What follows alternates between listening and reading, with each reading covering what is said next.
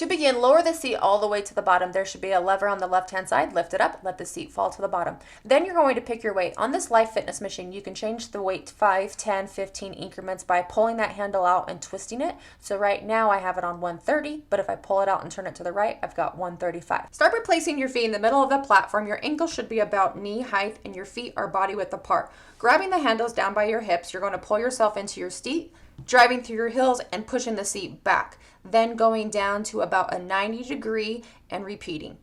You're not going to be able to get a 90-degree squat out of this if you do not start out by lowering the seat all the way. Yes, it feels very squished at the very beginning, but the only squat that's going to be this low is the very first one.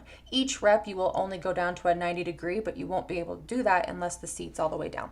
You can see in the video on the right hand side what it looks like from your point of view if your ankles are about knee height. If you're feeling any knee pain, it could be that you placed your feet too low on the platform and that your knees are going way past your toes. This is a way to focus on quad, but if you have any knee injuries or knee aches, that's going to make it even worse. So make sure you start with your feet about middle of the platform or even a little bit higher, and then also make sure that your knees are following your toes. Some clients report that they feel more comfortable squatting with their toes slightly pointed out, and that's perfectly fine. Just make sure that your knees are not caving in on any version of a squat, especially a leg press.